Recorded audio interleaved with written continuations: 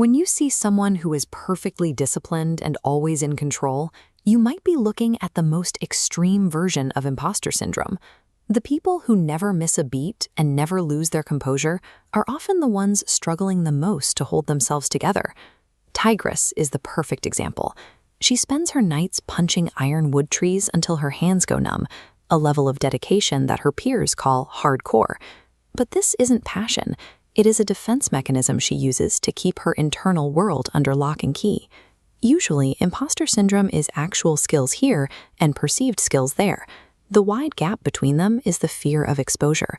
But a worse version is faking your identity.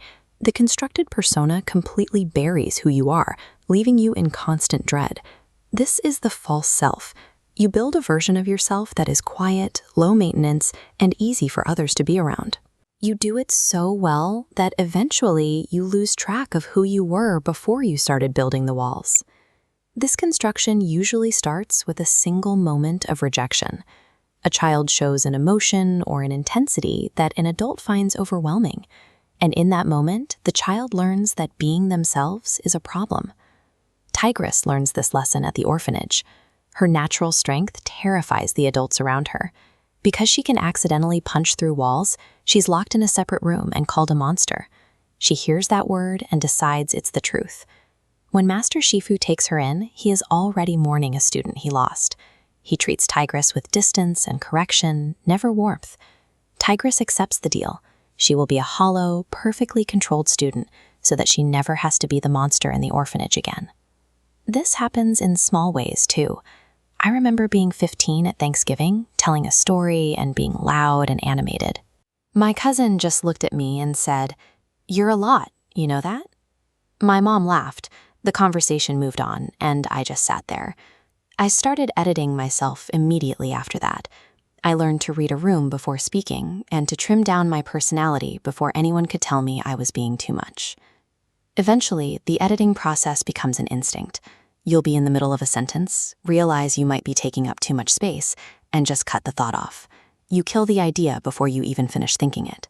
That internalized monster label stays with you. It becomes the reason you keep your armor on.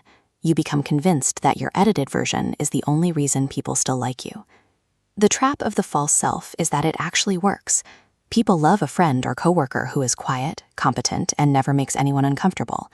They give you the validation you've been chasing. You take that praise as proof. You tell yourself that locking away your original personality was the right move, because look how much more people like this new, quieter version. This is why Poe's arrival is such a shock to Tigress. He is everything she taught herself not to be. He has no training, he's loud, and he makes no effort to hide his flaws or his enthusiasm. At the dinner table, Tigress stands perfectly still, watching Poe make the whole room laugh just by being himself. She has spent her life earning her place through perfection, and here is someone who just showed up and was accepted. Tigress reacts with hostility, but she doesn't attack Poe's weight or his skills. She tells him he doesn't belong and that he is a disgrace. She is attacking his right to exist in the room without having to perform, the very thing she denied herself years ago.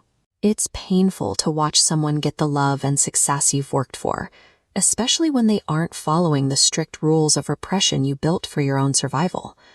This is why just be yourself is such unhelpful advice. When you've spent years building a false self, you are genuinely afraid that if you drop the act, the monster from the orphanage is all that's left underneath. To break those walls down, you need someone else to notice the armor and stay. You need to see that you can be imperfect or vulnerable without the room falling apart. Poe provides this for Tigress simply by refusing to leave. He doesn't try to change her, he just accepts her. His presence slowly proves that her rule, but she must be perfect to be tolerated, is a lie. We see the first crack in the second movie. When Poe is struggling, Tigress doesn't offer a lecture or a correction. She just hugs him. She finally says out loud, "I just never showed anyone." By the third movie, Tigress has changed how she views her own value. When the villain Kai attacks, she doesn't stay to fight a suicidal battle just to prove she is a worthy master. She runs to warn Poe. She prioritizes her connection to her friends over the need to maintain an image of invulnerability.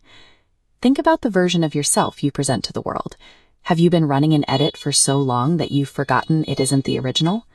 The weight of this syndrome comes from mourning the person you could have been if you were allowed to take up space from the start. That original person is still under all those layers of control, waiting to see if it's finally safe to come out.